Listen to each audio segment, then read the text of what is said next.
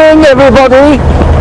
You find me in great agitation as Anne has managed to find some lions through the Djuma cam at the Gari Dam, which is of course extremely exciting.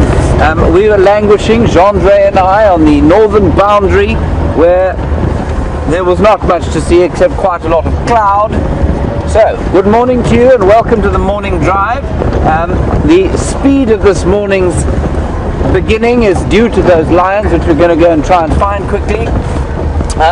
On camera, the inimitable Jean-Dre in his rapidly growing beard. On the other vehicle, oh dear, stick here, stand by.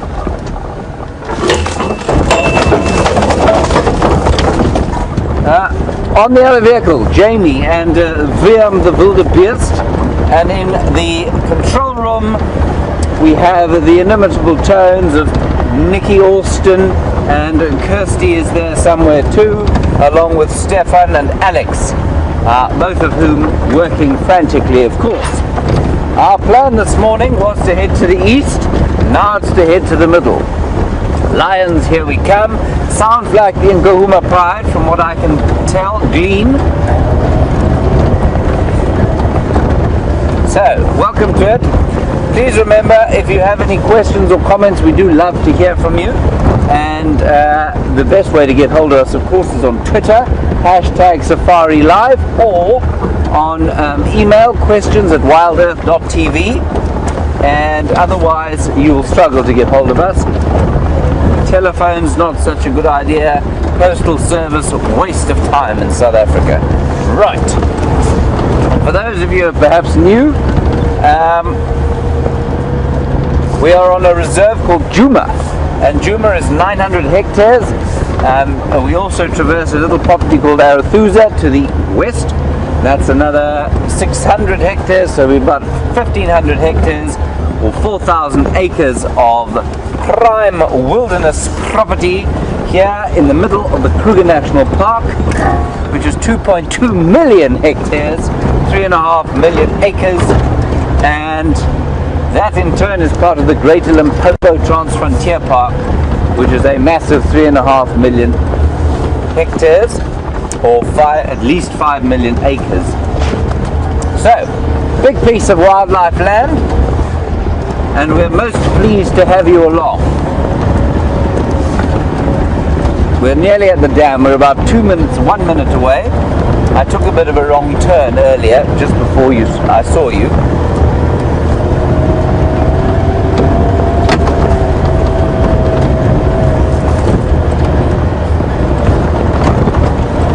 Right. So,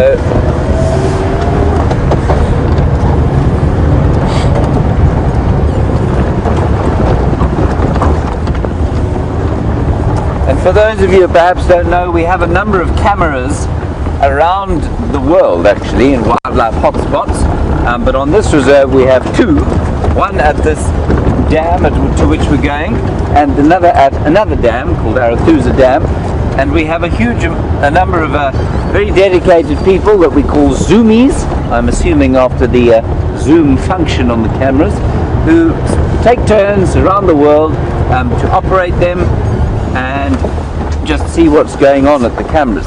And it's a really great thing for us. It's a huge help for us, and they're actually bringing the wonders of the wilderness to various people around the world remotely, which is a wonderful contribution, and we thank them for it. Right, here we are at the waterhole. I see a light, I see a lion. You see the lions? Right. We're just going to drive very slowly because lions tend to stand around and do nothing. There we go. See them, Jean-Dre? Right, so we just stop out here and look at the beautiful color of the golden lion pelage against the grey of the clay there. So we're quite far away from them still. Let's just enjoy this little moment of discovery. before we go a bit closer. So I can't tell how many there are at this stage, but it does seem to be the Nkuhuma pride. And for those of you who don't know, the Nkuhuma pride consists of 5 adult lionesses, 2 sub-adults, and 1 massively lazy young male. Alright, so that is our moment of discovery. Let us go a little bit closer and see what we can see there.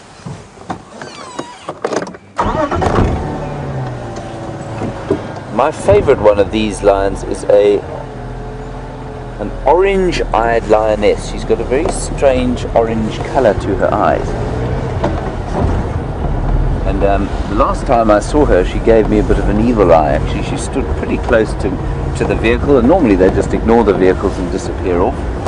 She turned and she actually looked like that and looked straight up into my eyes, which did make my heart stop briefly.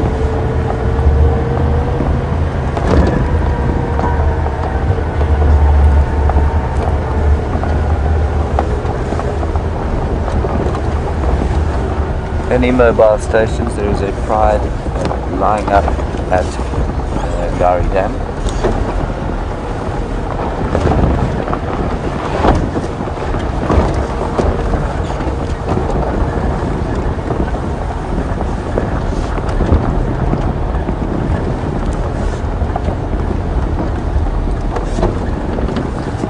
There we go. Look at those magnificent animals. This is the Nkuhuma pride. Sorry, I'm just going to quickly excuse myself. Sorry, let's go again.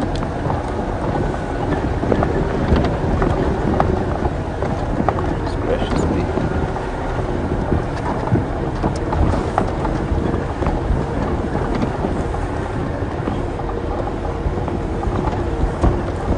They're all spread out. Look at that. I'm just going to stop here. Sorry, genre, this is about as level as I can get, I'm afraid. So, we'll go from the right-hand side there. You can see a lioness there. To the left, another one. And then coming further on to the left, we've got another 2. And then left of that, 1 more. And then the enormously lazy junior, so dubbed by our loyal audience. Well, not lazy, but they did call him Junior. And then another one behind him, and what looks like a sub-adult to the far left. All lying like little sphinxes. Well, not little sphinxes, fairly large sphinxes. Now that sub-adult that you're looking at the moment is not, still to me doesn't look like she's in great condition. Hips sticking out, quite skinny. Yeah, they're not in a great state. When I left here I was a bit worried about her, and I continue to be. There's not necessarily anything wrong with her. You know, as I've said before, of course, this is a very difficult stage of life for them, because no one's helping them to feed, so they now need to fend for themselves at kills. But of course, they're not nearly the size of an adult yet, so they will really struggle to fight for meat at the kills. Now, looking at the 2 lionesses, or the lioness and Junior, they look pretty fat from here. I mean, I'm not very close by, so I can't tell exactly. But they look almost like they've eaten. And you can see the youngster there may have had a snack, but definitely nothing like the size and fullness of the other 2.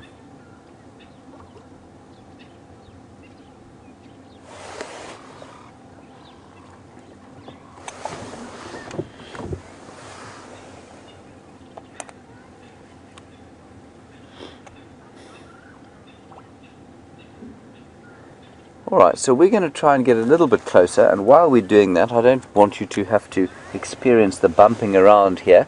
These lions are not going anywhere. We're just going to nip across to Jamie so that she can say good morning to you and show you some of the tallest animals that we have here on offer. I'll see you just now.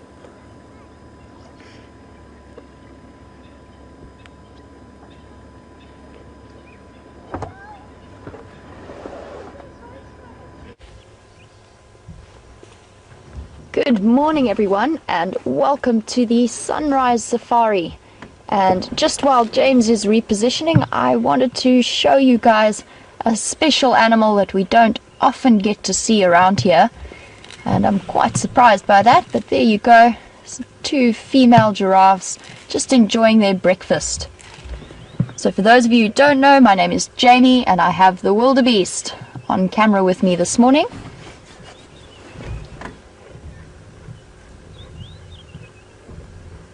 And this female has been here since I first spotted her as I came around the corner, still eating the guari bush. And it's interesting because for some of the regular viewers, you might remember the conversation that we were having when we had Hairy Belly, the one big Matimba male lion, and he was spraying only on the guari bushes as he was marking his territory and moving through the area. And we had a bit of a discussion about why that might be, and one of the theories that had been put forward to viewers in the past is that not many animals eat guari bushes, but as we can see, this giraffe is clearly enjoying it. She has not moved from this one guari bush. She is slowly working her way through it. It is actually a nice warm morning. The clouds have kept the heat in. So I'm definitely enjoying the fact that it's not too crisp and cold. And I'm also enjoying, I think, potentially the first giraffe that I've seen here while I've started working for Wild Earth. So very, very exciting for me. They are one of my favorite animals. I love the way that they stand and stare at you, and they can stare for ages at a time. And that's part of their intimidation factor. So when they do spot a potential threat or a predator, you'll find that all the giraffe in the area will stare at it almost constantly, just to sort of intimidate the predator and let it know that they've seen it. However, I didn't want to take you guys away for too long from the lions. I just wanted to show you these giraffes just while we still have them in the area. And my plan for this morning is to head across to Arathusa and follow up and see where Tingana has moved off to, since we had that brief visual of him last night with Scott. So I'm going to hit the road and get across to Arathusa. So for now, I'm going to send you back across to James, who is sitting with the lions.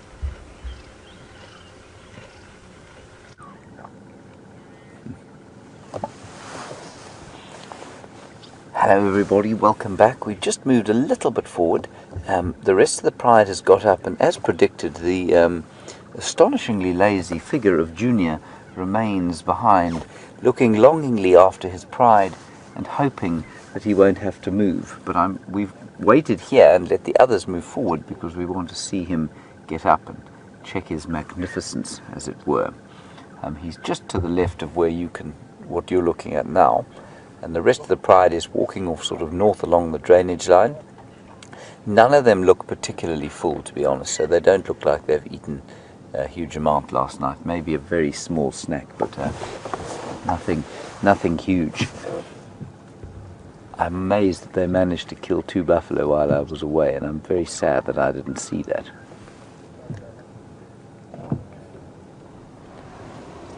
There, as you can see, is the inimitable Junior toying with the idea, just like a teenage human being, as to whether he or not to get up and move, or whether he can perhaps survive the entire day in bed where he is right now. I suspect he will move, though.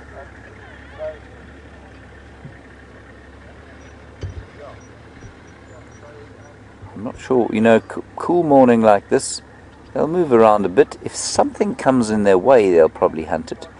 They're beautifully coloured for this time of the day. And Junior will let the pride get further and further away as he gets a bit older. You know, he'll become more and more confident in his ability to survive alone. But as soon as they go out of sight, I suspect that he will move.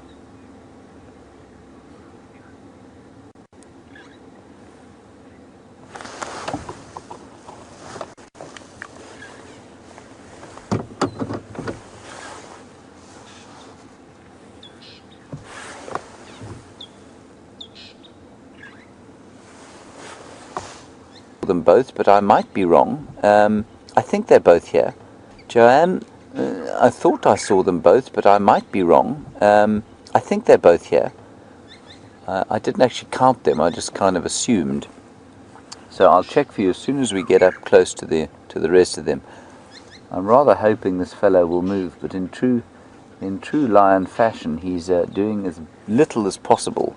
The others are just up ahead, lying about in the grass, and I think while he's got them sort of in view, he's reticent to move. Well, he's always reticent to move, but especially when he can see them.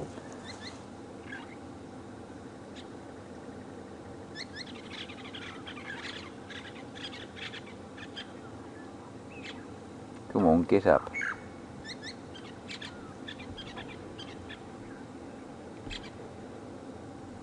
I mean, Junior, even for lions, takes laziness to a new level.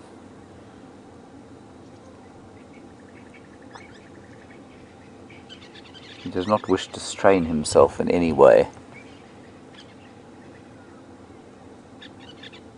I think we're going to move. The others are playing quite nicely, and Junior is not playing ball at all. So you can see them just up ahead there, and they're playing around in the grass. Junior remains static.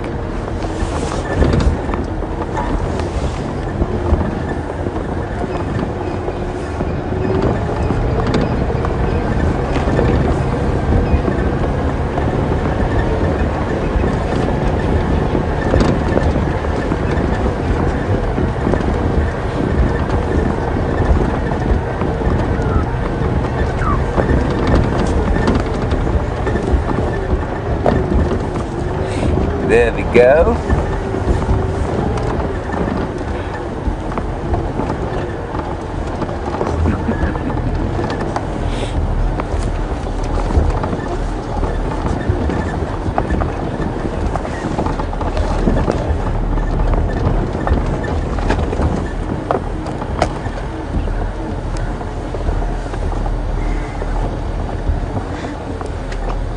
Andre sighing audibly as Junior has got up and is coming up behind us.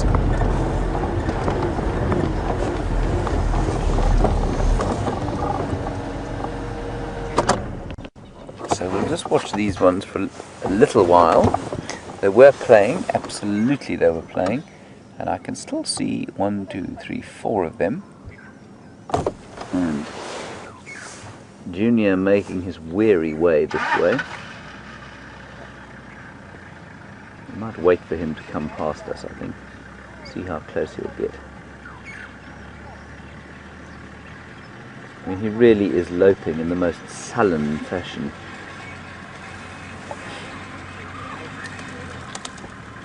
But you can see how beautifully coloured they are. The perfect colour that they have for this kind of grass, winter vegetation, and they just melt into it.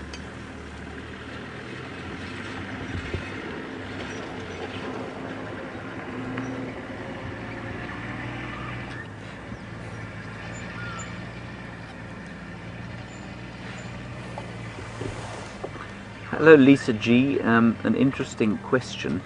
You want to know, could tuberculosis, bovine tuberculosis, which does affect the lions, could that perhaps be affecting them and making them look a bit skinny? Because they did have 2 buffalo while I was away. Lisa, I don't think so. if they don't have enough to eat, TV will definitely take hold and start to have a bit of an effect on them. But here's Junior coming now. But no, I don't believe that. I mean, look at him. He's in perfect health. They do digest very fast, Lisa. So you know, if they eat a buffalo, if they don't eat again for a few days, they'll immediately start to look pretty thin.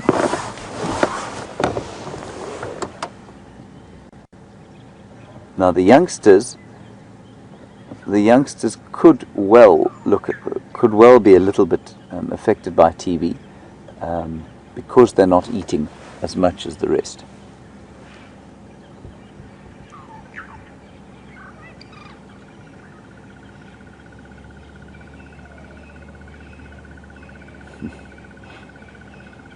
Look how perfect the colouring is.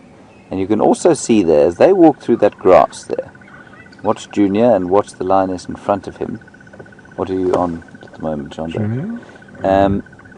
You can wait for him to come out again, or the lioness to the left of him. You can see those black ears perfectly. They really do stick out. See how those black ears stick out where the rest of her disappears. You can see that the ears really do stick out, and so I think that's a great indication that those black ear tips are definitely some form of following mechanism. Alright, let's carry on. Follow the pride.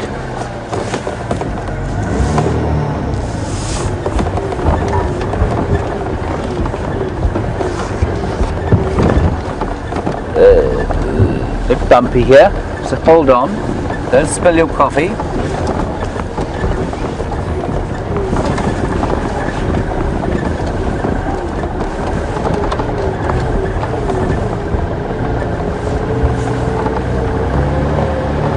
Now if you came walking through here, of course, you wouldn't suspect that there were 8 lions lurking about the place, would you?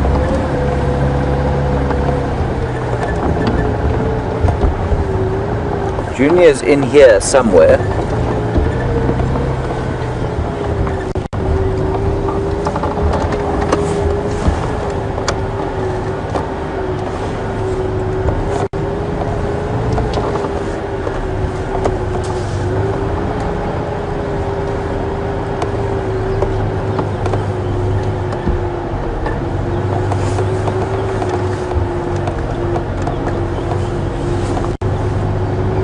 Look at that. There they are.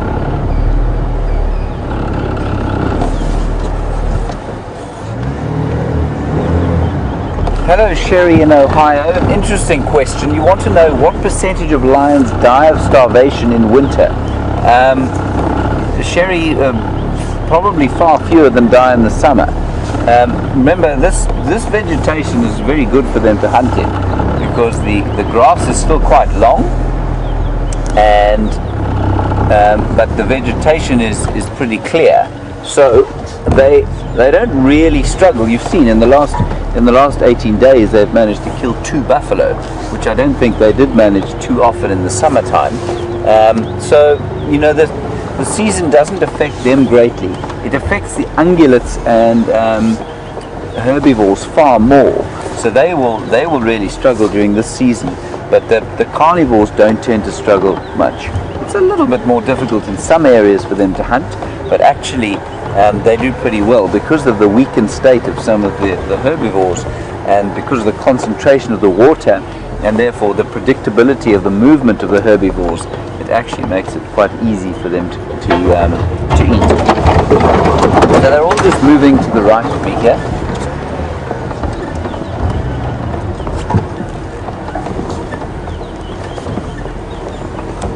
There we go, that's one of the young lionesses in front of us. You can see a scar on her left shoulder, which looks like a claw mark from another lion to me.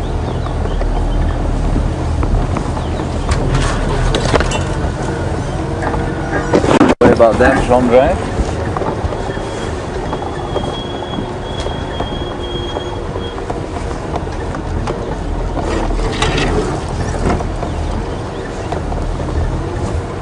Lucy, you also concerned about the health of poor old that lion with the scar on the left shoulder? I don't think it'll affect her much, but yeah, I would say it's from another lion at a kill. Remember, lions are particularly unkind to each other when they're fighting over food. They don't like to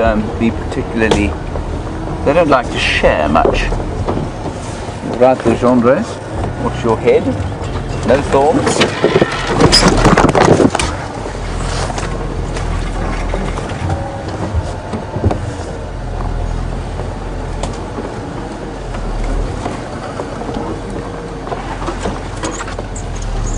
Junior has taken the first opportunity to lie down.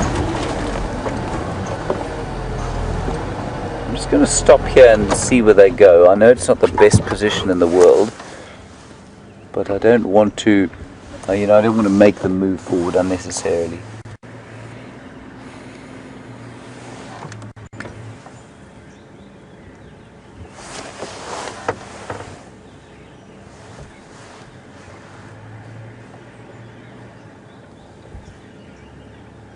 Hello Sandy in Indiana, you want to know, can a coalition of males take over a pride without killing the cubs? Sandy, they can, they won't though. The cubs have to be almost a year old, so what will vary is the age at which they will be killed. So, I mean, it's possible that a 6-month-old cub will not be killed by new males coming into an area. It's unlikely. But as they get closer to a year old, so the likelihood of them being killed reduces.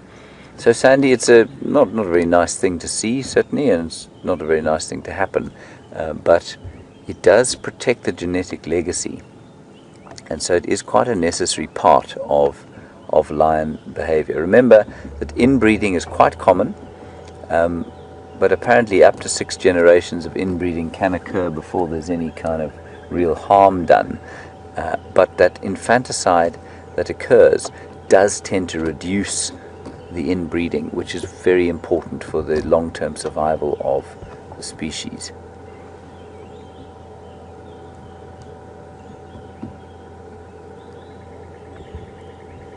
So they have kind of fanned out a little bit as if they're looking to hunt something. They may have seen something. Junior, as usual, is making no attempt to help. There we go. A couple of them on the road.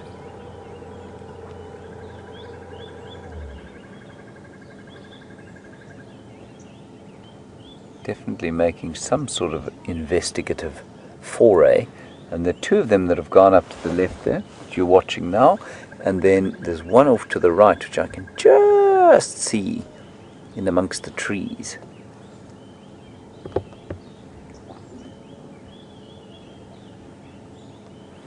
I don't think there's anything in the way of a serious hunt going on here. 1, 2, 3, 4, 5, 6, 7, 8.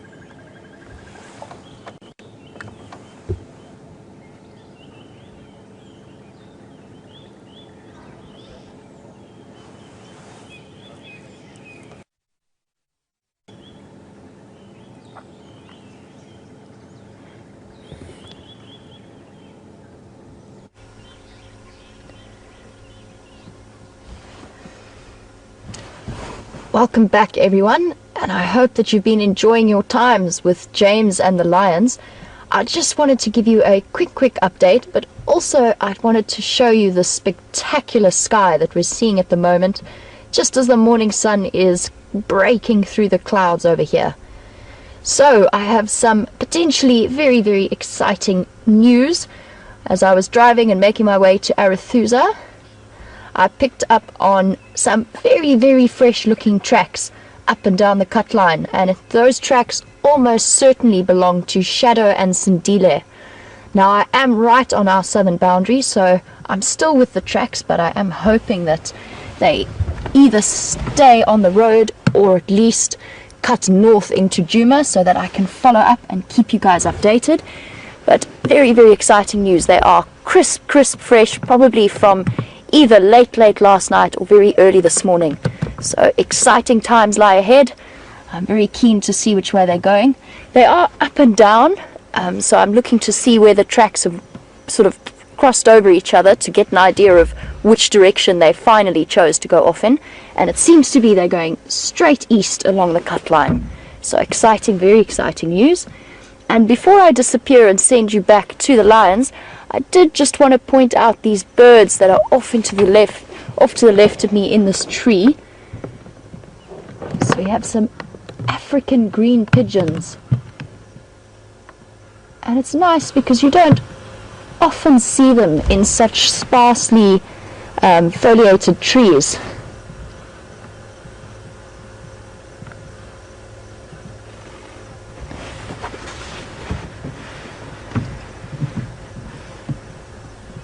So there we go. Usually you find them in the sort of denser areas around rivers and drainage lines.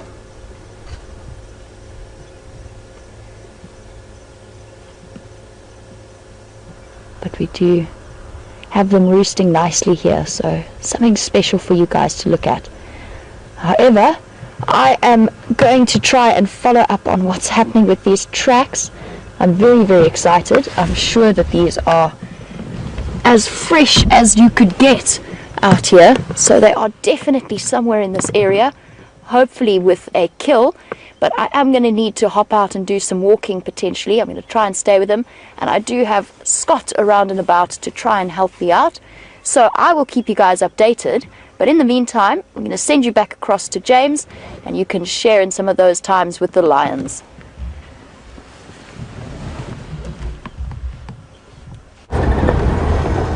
Hello everybody, welcome back.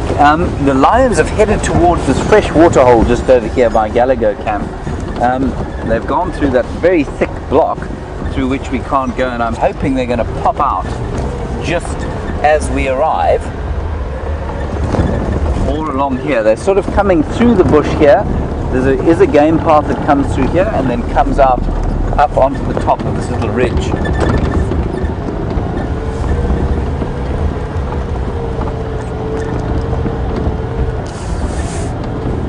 Either that or they've disappeared into the camp, which will be very unpleasant for the people wandering about.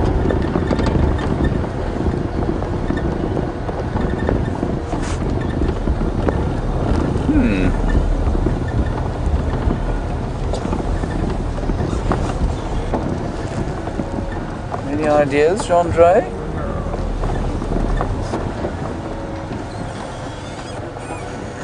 I'm just going to stand by here. Basically, they were coming towards here. The drainage line where we were parked is just down through there.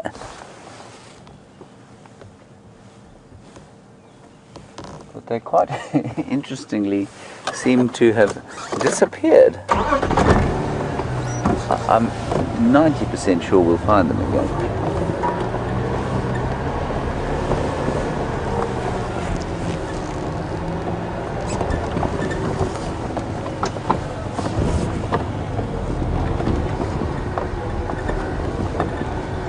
May just be taking a little bit of time to come through.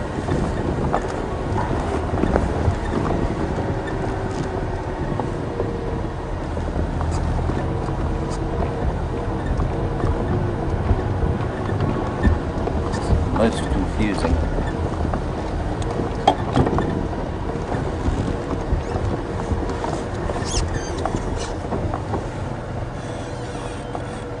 Just going to give a listen here. See if I can hear anything alarm calling. Here they come.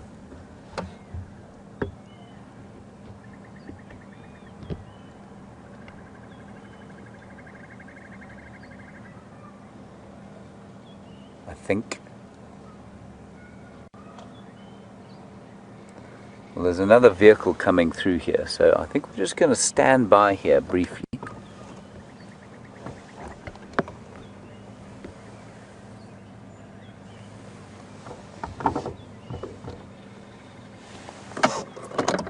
Hello Lisa O, interesting question. Have I noticed any sign that the pride might be asking or might be nudging Junior to leave? Lisa, the pride won't do that. He's pretty much welcome to hang about until some other males try and throw him out. So no, I absolutely haven't seen any sign of that. I suppose they will maybe try and start leaving him behind. The less the less contribution he makes to hunts and that sort of thing, the more he becomes a drain on their resources. They won't actively look to sort of fight him away, especially as he's now bigger than all of the rest of them. I'm just going to find out from the other chap if he's got sight of them. Lex, have you got visual there?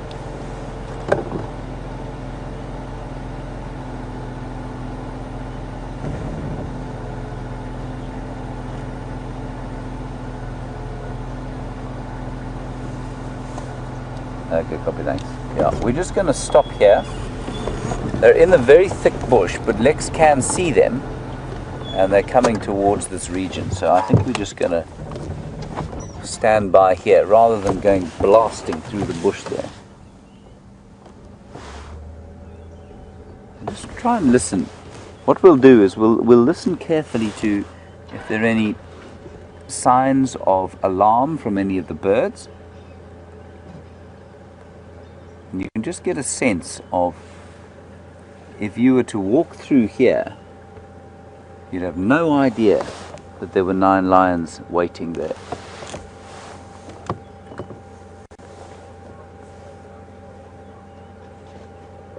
Here we go. They're moving there. And just remember that if you've got any comments or any questions, please send them through to us. We do love to hear from you. Hashtag Safari Live if you're on Twitter, or on email, questions@WildEarthTV.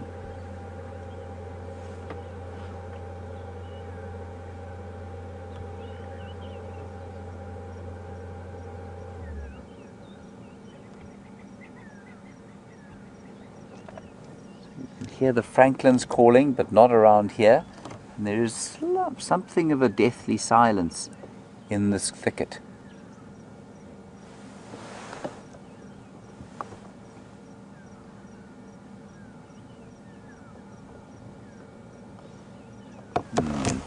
I don't know that we want to stand by for too long. Lex, confirm they're still mobile?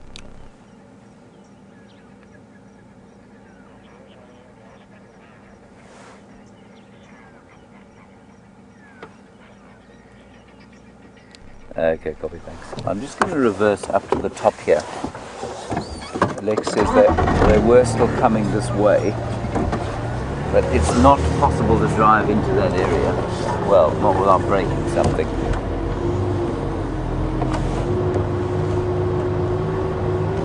Pretty sure I heard there were definitely some sticks breaking in there.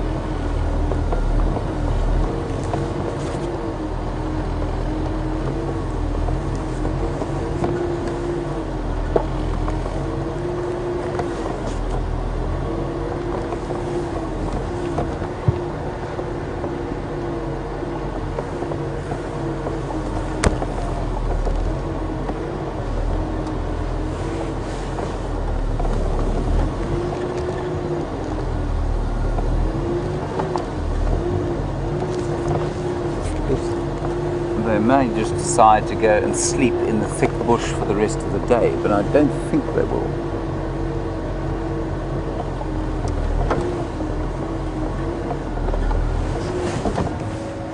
Stand by. Go ahead.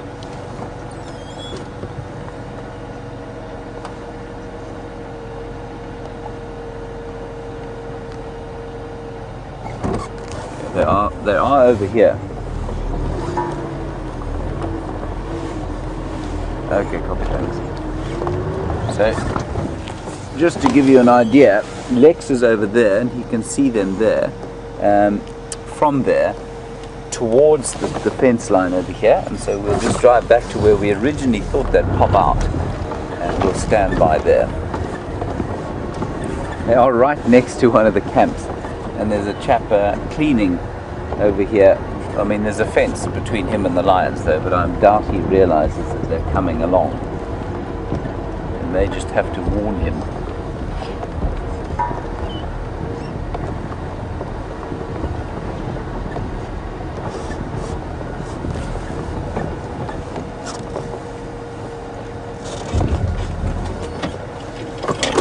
stand by here briefly.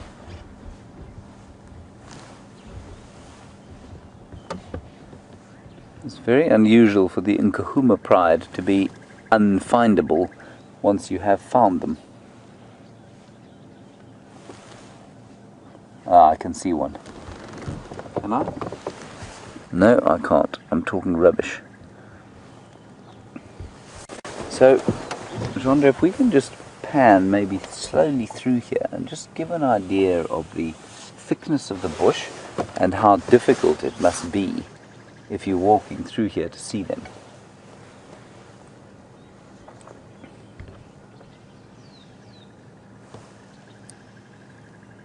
Hello, Kathy in Tennessee. While we look through the bush here, we're just getting an idea of basically the kind of terrain and how difficult it would be to spot some lions if you were on foot. Kathy, you want to know the difference between a game path and a road. Well, Kathy, the simple difference, of course, is that a road is made by man, and the game path is normally a path that's made by animals, normally on their way to water. So the game paths become much more obvious during the winter time when the water is concentrated and the animals move in much more sort of obvious directions. But roads or game paths often become roads because it's a good idea to move along paths that animals likes to use. So we often a game path will become a road.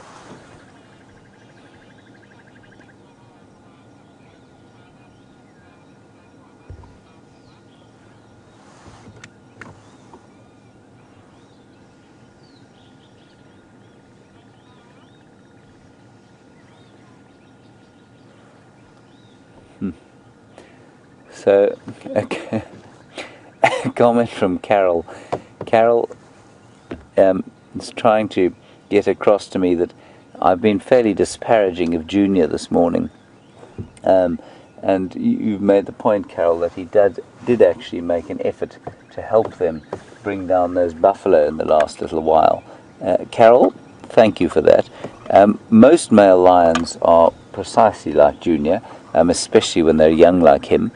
And they will get involved once the lionesses have actually decided to follow through on a hunt, especially if they're hungry, and especially if it's something big like a buffalo. So thank you for that, Carol. Yes, Junior will get involved with some of the bigger kills and even some of the smaller ones if the lioness is initiated. I find the parallels between human teenagers and Junior to be just such a wonderful sort of illustration of a teenage malaise, if you like, where it's just so much effort to do anything. And he's in that stage of his life, of course. Males, once they're a bit older, will obviously be a lot more active with the marking of territory and that sort of thing. And they're obviously a lot more capable when it comes to hunting and when it comes to defending their territories. Right, we're going to just have a little slow drive around there.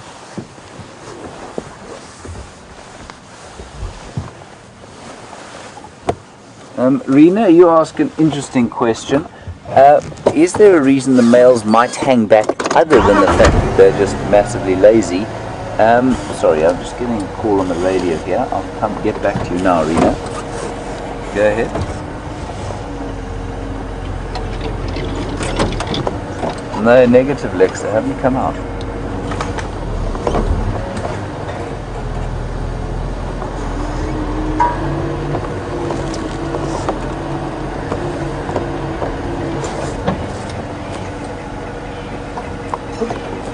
Okay, copy, thanks. Yeah, I'm not sure I can get in there. I might try from the other side.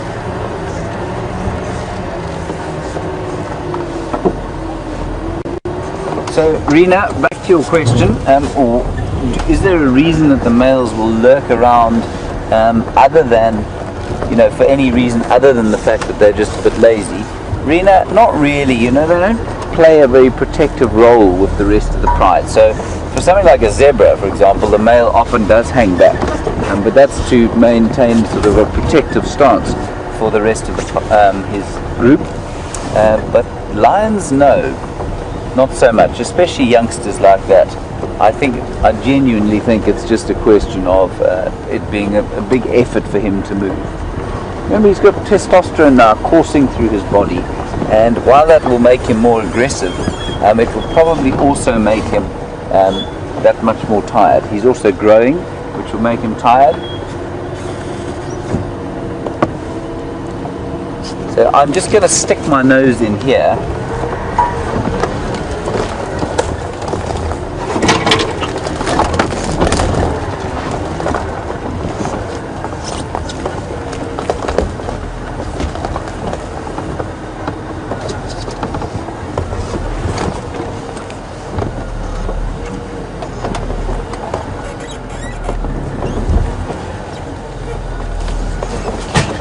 So Sue, you ask a very interesting question as I try not to get her stuck here.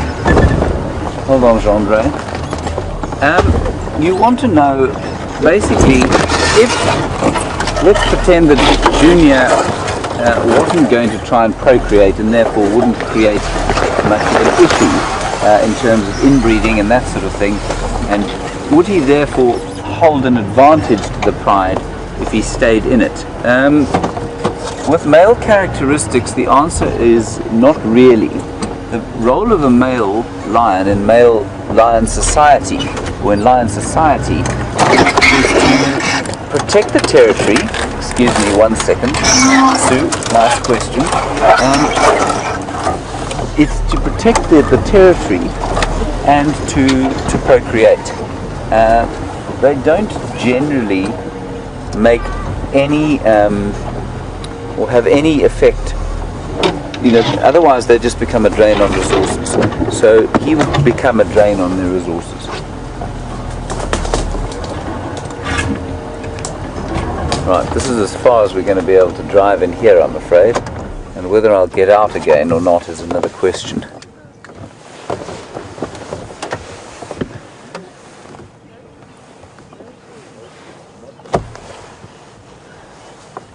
Okay, I think what we're going to do here, this is becoming something of a difficulty.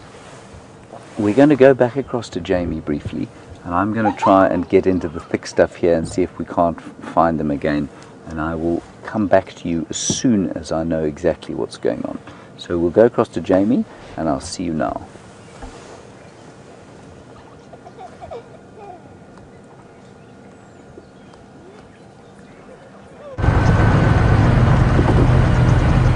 So, welcome back guys, and unfortunately I have some disappointing news to share with you. The tracks of Shadow and Sindile definitely cut south, which is off to my left here. So unfortunately that is south of our boundaries and I cannot follow them any further, but they very definitely went that direction. I was hoping that maybe it would be up and down. I'd got it wrong, but I've triple checked and they have disappeared outside of our area. But you never know, they might be back later this afternoon, so all is not lost, or all hope is not lost. So for now, what we're going to do is we're just going to carry on back into Arathusa, see if we can follow up on Tingana from last night. And I'm sure you guys know better than I do, so I'd love to hear from you. If you can tell me who you think Sindile's father is. I don't know. I'm assuming it's either Tingana or Mvula, but I'm still new to this area, so I'm not entirely sure. And of course, you never know exactly who the father is, or it's very difficult to tell, just because with leopards, the female will often mate with several of the males in her area. And that's a great defense strategy, because then none of them can be sure which one the father is. And so they're less likely to attack her cub if they do come across him. So please send me some answers on #SafariLive at Twitter and to questions at WildEarthTV. I'm very keen to hear from you. And if you have any other questions about anything that we've been seeing. This is a live safari, so for any new viewers who might have just tuned in, we are live, and what you are seeing right now, the lions you were seeing earlier, is happening right now in the Sabi Sands. So what I do want to just do, I have been on the Djuma radio channel, so I just want to switch across back to Arathusa and see if there are any updates from this side.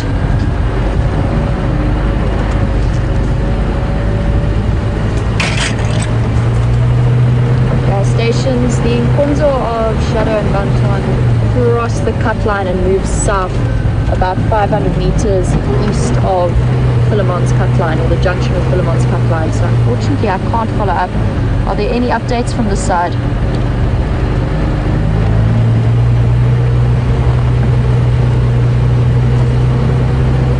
Yeah, looks like Mafazi Ingwe in Bantuan.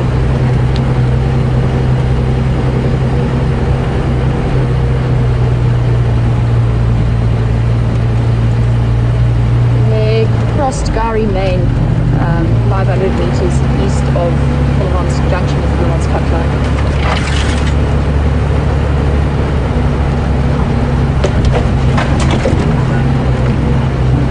Standing by.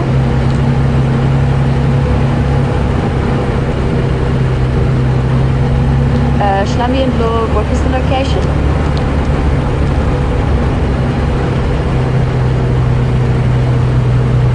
Copy and Nkuhuma, I'll start making my way in that direction. Thanks very much. So guys, sorry about that, sorry to leave you for so long. Did just have to share all of the information and just make sure that all of the guides are being a bit more productive with their time. Unfortunately, no updates from Tingana just yet, but they do have a herd of elephants that I'm going to start making my way towards. And they are roughly in the area of where we are hoping Tingana might have been moving to, so we'll be keeping an eye out for all of his tracks.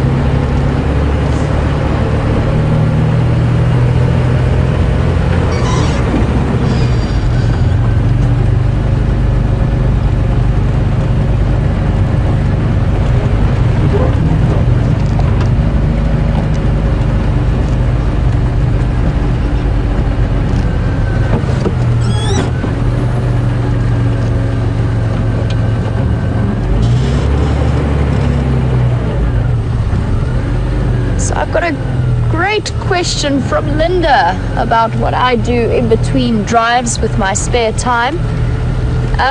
If I'm not helping out around the camp, then what I am doing is reading up on and brushing up on my knowledge. It's actually been quite a treat for me to be working in this environment, because where I was before, there was a lot of hosting time spent with the various volunteers and researchers, helping them out with the cooking and the fixing of the camp.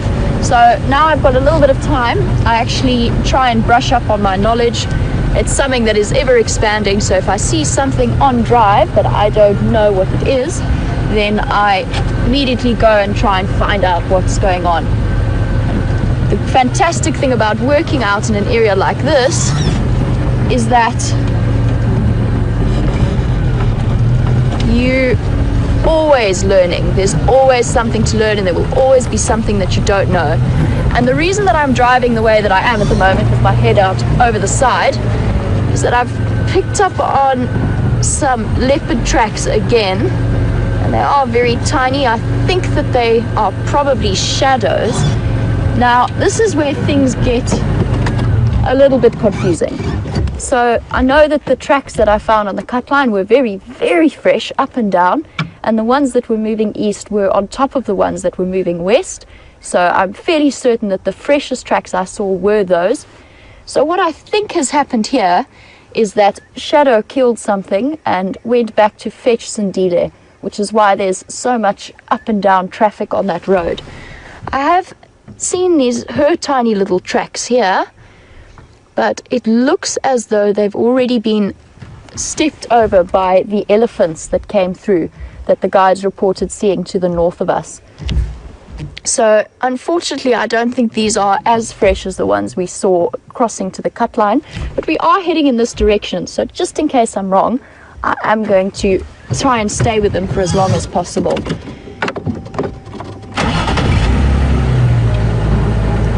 And if I find a nice example, then I will show you what I mean.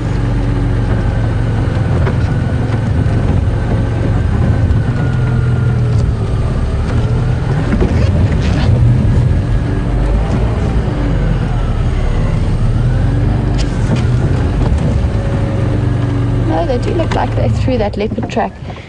Will this be okay for those tracks there? Yes. Possibly. Cool, thank you. Okay, I'm just going to hop out and show you what I'm talking about.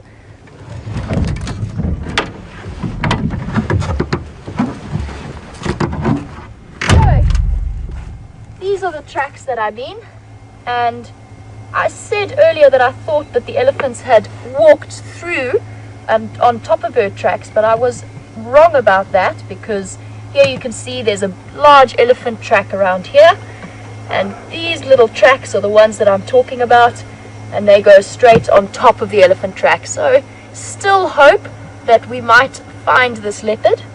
They are beautifully fresh, so I'm looking at the edges of the track, which are very crisp and very clear, so I definitely know that it was either from late last night or early this morning. And what I can see here, this is her front track. It is nice and round, very beautiful, perfect little track, and female leopards do have the most wonderful, neat tracks.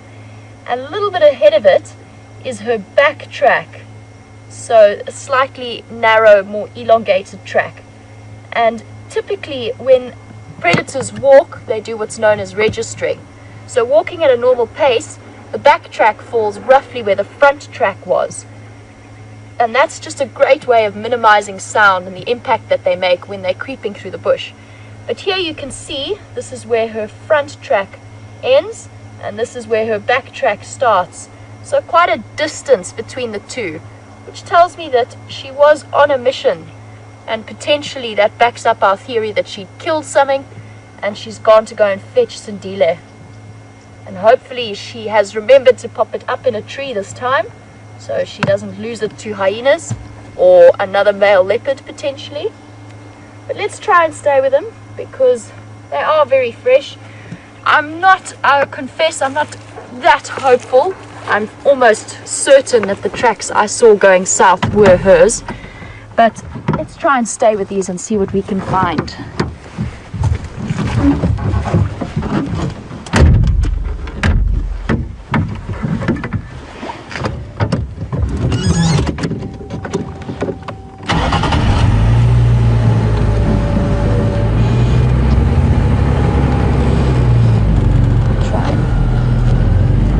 My way out of here.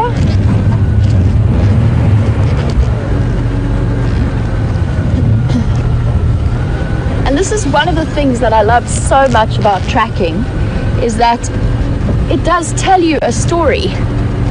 So we are reading and we are also guessing at what happened here last night, and that's where it's important to understand the way that the animals behave and what it is that they do, so that you can start putting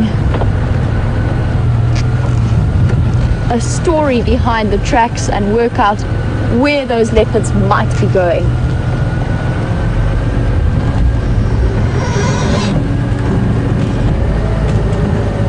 Still here on the road.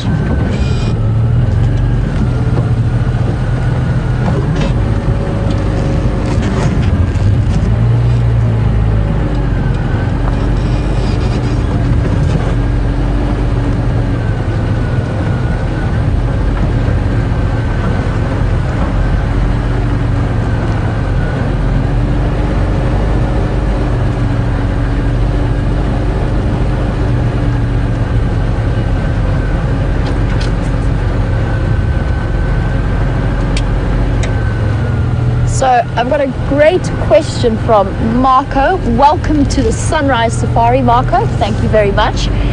And Marco's question is whether I have any updates about Mvula.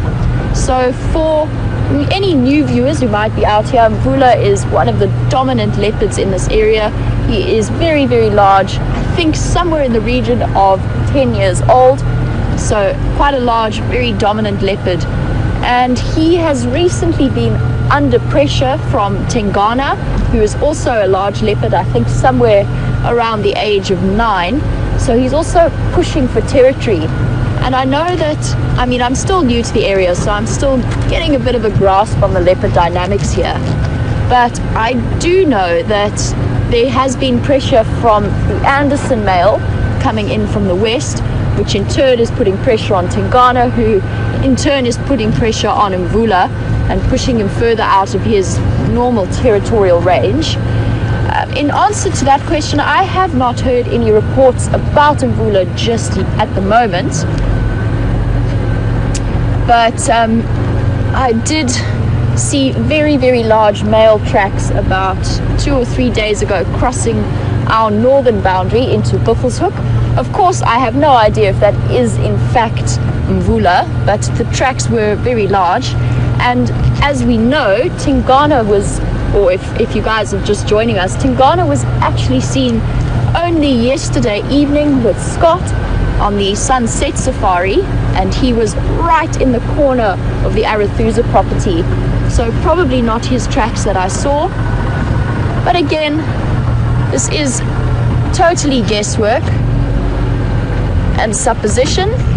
And if I hear anything further about Mvula, then I will be sure to let you all know. It'll be interesting to work out where he's moving around. And I'm also very, very keen to see him for the first time.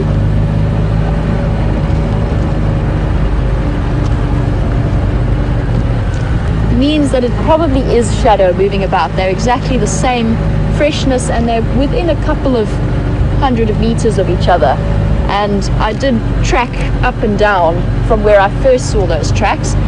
And the reason that I'm saying it is Shadow's tracks is because I did also pick up on Sindile's tracks. Now, when I was with them a couple of nights ago for the first time, my very first time seeing Shadow and Sindile, I did make a point of going back to an area where I knew they'd walked through, and I just stopped and had a look at their tracks and the size of them. So although it's not certain, I know that when I have a female of that size walking with a young male of that size, I'm almost certain that it is Shadow and Sindile walking together.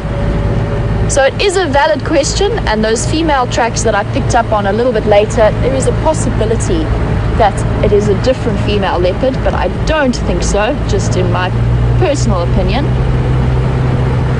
Unfortunately, they have disappeared back towards exactly where I was expecting them to move, which is to cut back through this block and back towards the cut line where we saw them disappearing outside of our boundaries.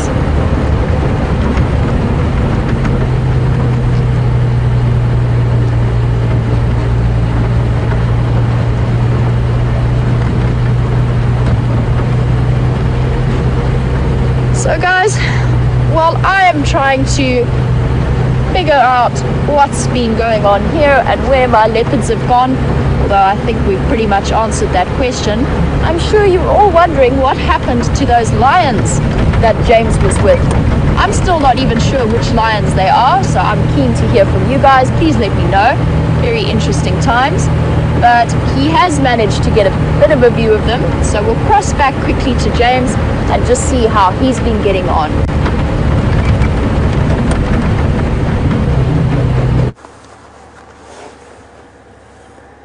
Hello everybody. There in the glory of the full frame you can see the Nkuhuma pride. Well, you can't probably, but you can see a bit of pale behind the green, and that pale behind the green is the pride. And we have, I promise you, tried absolutely everything to try and get to where they are, and the only way we'll probably be able to see them is to drive into the camp, into room 4, out onto the deck, through the plunge pool, and then we might have a view of them, which I'm afraid is not quite possible. So that's going to be the lion sighting for this morning, I'm afraid. I suspect they may move during the course of the day. It is very cool. It's probably sitting at around 16 degrees, and I don't think it's going to change much. because there's quite a lot of cloud around. So that front that I thought was going to come through yesterday has done that. There's an elephant there. That's what I heard there. Okay. There's an elephant in front. I'm just going to move quickly. I don't want to be stuck in this position here. The elephant is coming this way. And I don't really want to be stuck here without an escape route, should he take exception to the lions, which he might. Let me just move here.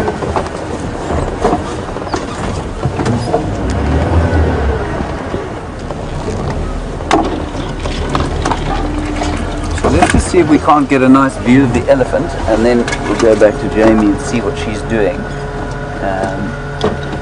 He's just through there. I saw him moving with a sort of, saw his head shaking a bit, so maybe he smelt the lions, or seen them even.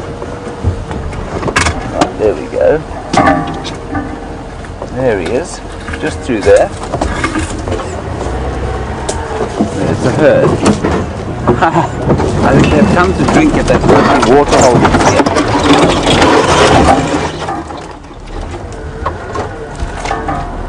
That's wonderful. I'm afraid I'm going to have to move quite smartly to get out of here. Andre, just sit tight there. The matriarch is just looking a little bit uneasy with all the noise we're making.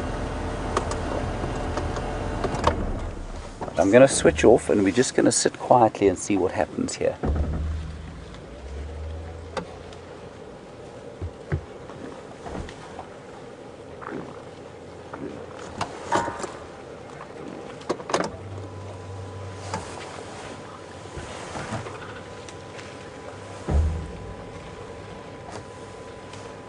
Obviously been drinking while we've been in there.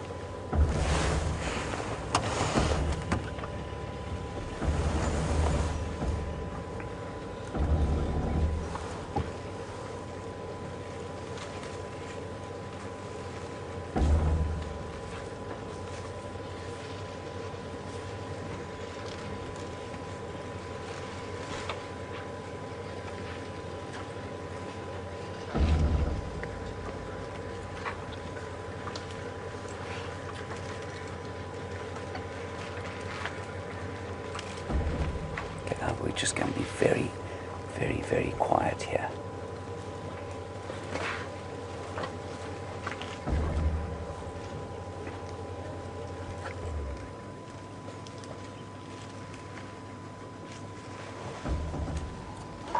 They're not very, very relaxed. So I'm not sure if you can hear me or not, but just as the beautiful light comes out, that does seem to be the wrinkly-skinned elephant and her mother and his mother just suckling beautifully there. But I need to be very, very quiet because they weren't entirely comfortable when we came across here.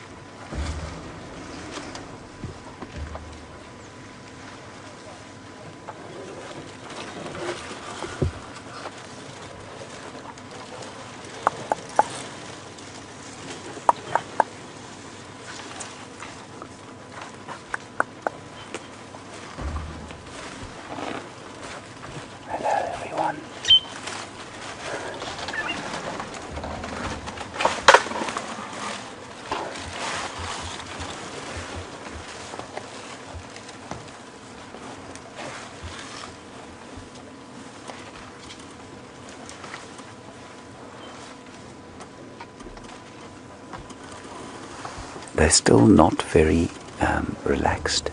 They're okay, but that's why I'm not speaking to you. I'm just going to be very, very quiet here. I'm pretty sure that they can sense the lions. And that will make them very uneasy with small calves around.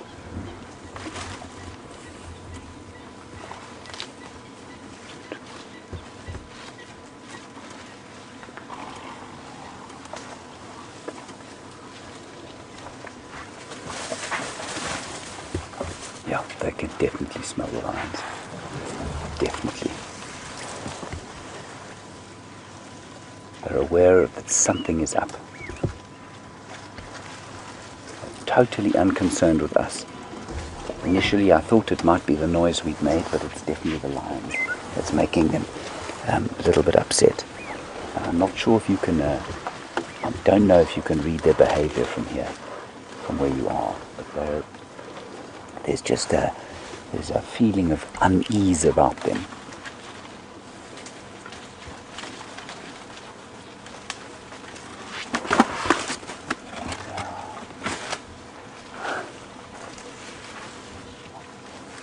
It's got the heart rate up. My heart rate is sitting at about 500 beats per minute. To be that close to us. A slightly agitated herd of elephants. Genre is grinning.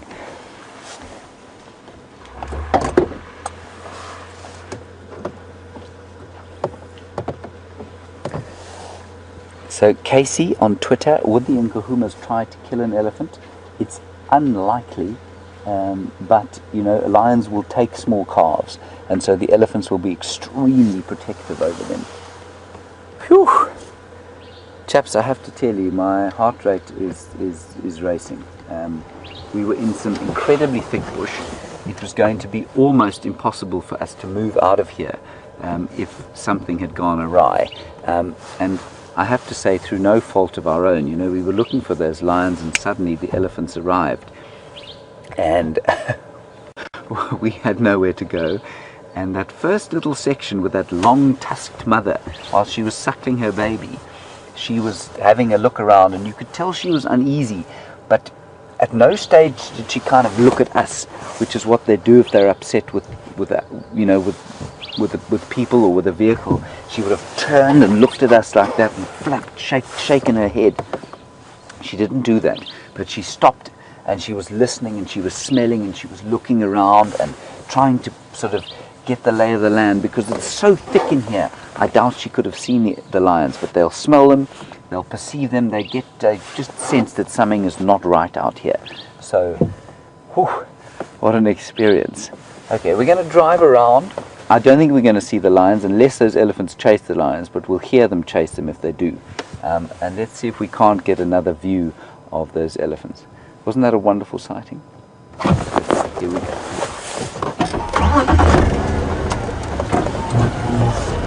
Andre, you alright then? Oh, good. Yeah. C'est bon.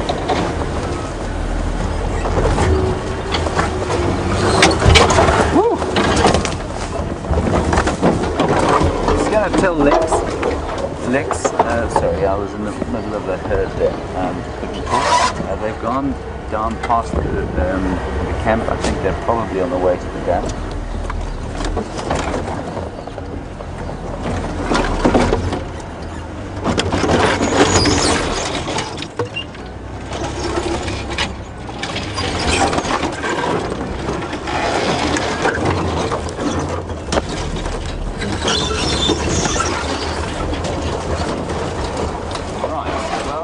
To get in here next time.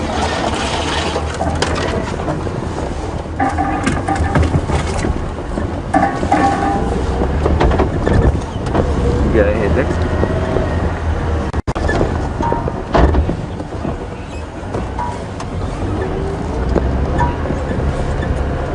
And no negative, the elephants.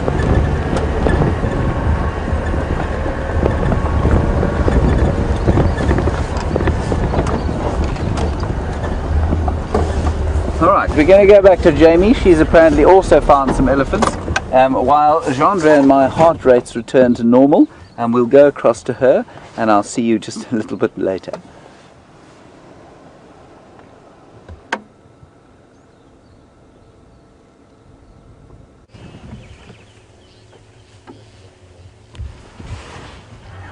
Hi guys, and welcome back. So from one elephant sighting to another, and I hear that James's heart is currently pounding away. I'm not sure exactly what happened, but it sounds exciting, so interesting times on that side. But while you guys were gone, I found some elephants. Unfortunately, they are very tucked away in here, and they're moving through fairly determinedly. There's quite a young babe. There's a couple of youngsters. One that I'd put at about 2.5 years old. So a nice breeding herd. But they have positioned themselves in quite a thick drainage line.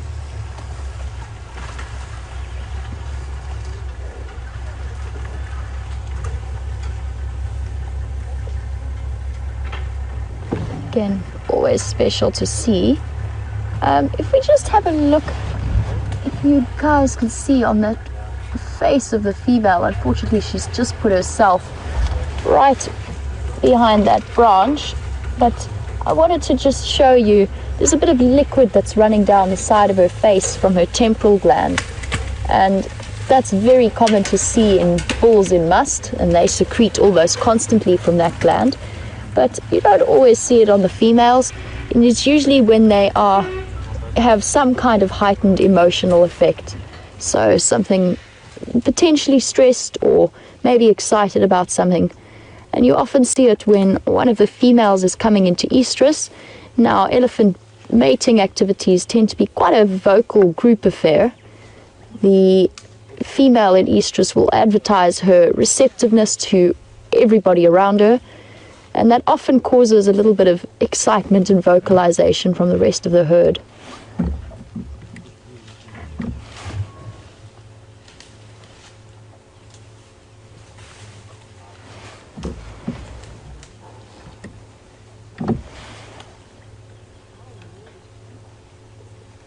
And they are disappearing off into the block here, so I'm going to try and reposition so that we can see them again. But before I do that, when we started out our shot, we focused in on a nest that is sitting on the top of the tree up there. And on my way in, I did notice that there is a little fledgling in there, or a young bird, at least I think it is. I was actually making my way closer to investigate the nest before I saw the elephants. Now, I can't see it from this angle, but my suspicion is very strongly that it is a vulture nest. So potentially with a vulture in there. I'm just going to have to unfortunately cut that short so that the vehicle that's on its way in here can reposition, and I will move out of his way slightly. It does become a little bit tricky when you've got several vehicles in a confined space.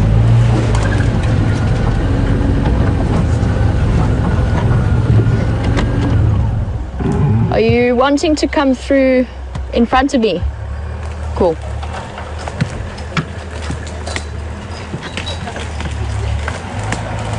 So we'll just keep looking at that nest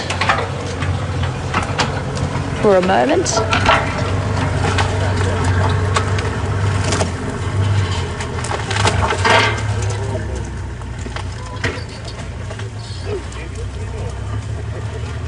So, some fairly dramatic crunching as the vehicles make their way through. Okay, so as I was saying, I strongly suspect that it is a white-backed vulture nest. They do very often favor the tops of knob thorns, which is always interesting, and it is around their breeding season, so they should be laying eggs, and those eggs should be hatching around now, just so that they can start really developing towards the wet season in a couple of months. And you'll find that almost always the vultures will build, the whiteback vultures will build these very messy nests right at the tops of the tall knob thorns that we have here, which is, you also see it with the other raptors. And interestingly, the smaller vulture species, so the hooded vulture, will do the complete opposite. So a hooded vulture will find a very thick, densely vegetated tree and build a nice, neat, tidy nest just in the fork of a jackalberry tree. And it's usually a big, thick jackalberry tree or something along those lines, something with plenty of leaves around it to hide the nest.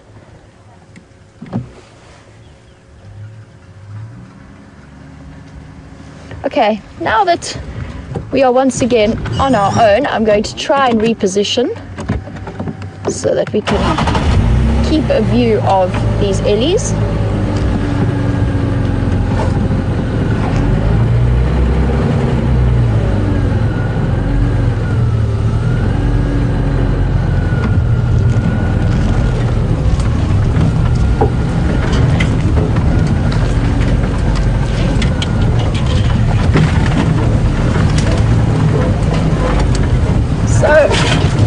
While I am bashing my way through to relocate these ellies, Jim has got a little bit of a question about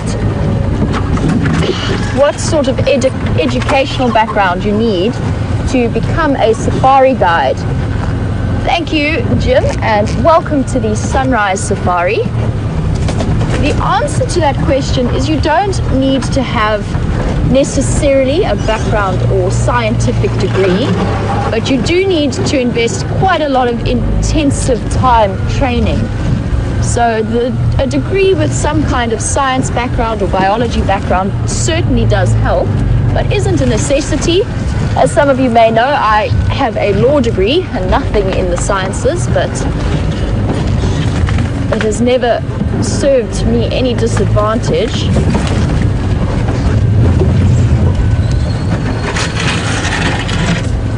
So unfortunately these ellies are really tucked away in here, but we should manage to get a little bit of a visual.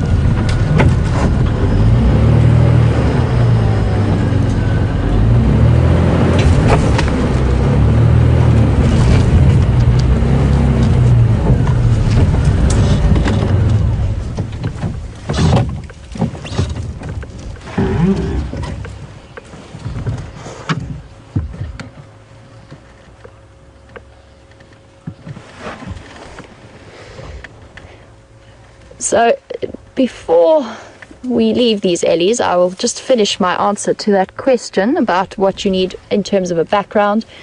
So once you decide that you want to become a safari guide, then you need to invest quite a lot of time in learning the various different aspects of this environment. And I would say that the most important part is to spend as much time observing and learning about the bush as possible. However, apparently James's elephants, true to form, are being more accommodating than my current herd of elephants. So we will send you guys back across to James to get a little bit of a better view, and I will try and negotiate my way around these guys. See you all a little bit later.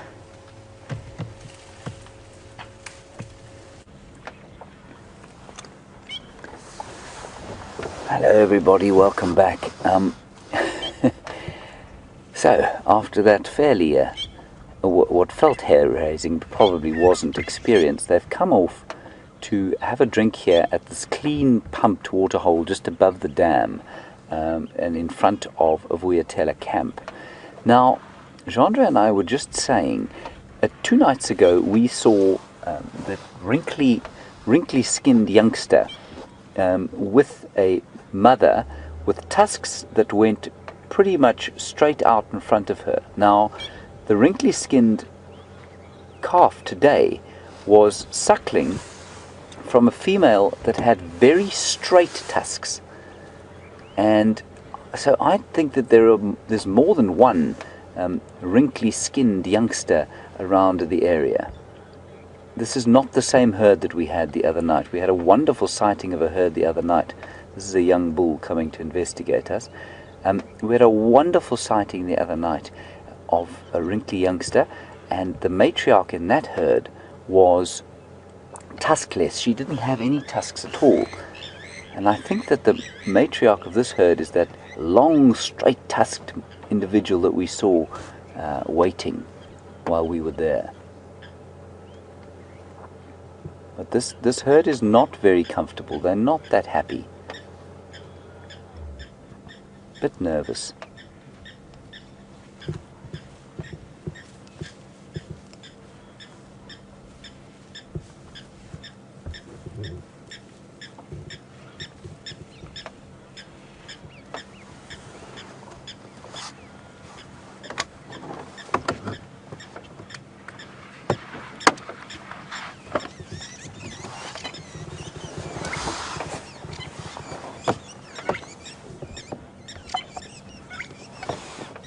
Lois, I'm going to answer your question, just not right now.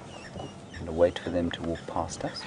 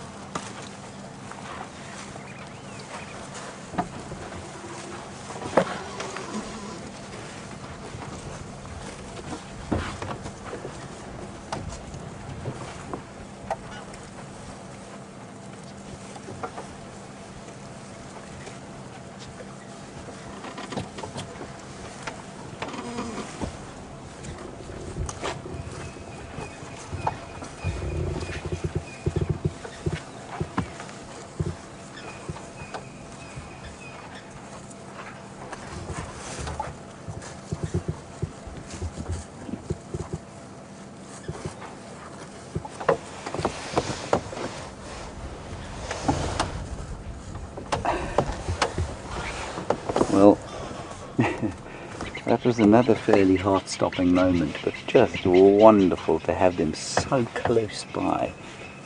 And you can see they have relaxed definitely from when we last saw them, but they're a little bit, you can see the youngsters are a bit nervous, or you could see, and now we'll just wait for this, what I think is probably a young bull, to have his drink.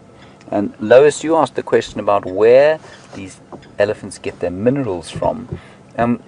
Lois, they eat a lot of bark and inner bark, which contains a lot of minerals because it contains the vascular tissue of the plants, and so there's lots of mineral in that. But they also will sometimes chew on a bit of soil, and that obviously gives them a few minerals, especially in the winter time. But otherwise, they will derive their minerals basically from the vegetation that they eat. They eat such a wide range of vegetation that they can generally get enough of it. So this is a young bull. He's probably about 12 or 13 years old, and he'll be spending less and less time with the herd. He's already lost one of his tusks, poor chap. He's probably broken it off.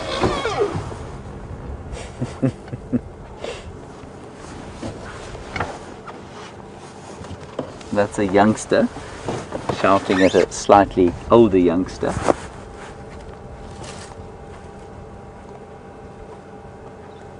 Look at him. He's quite sweet, isn't he?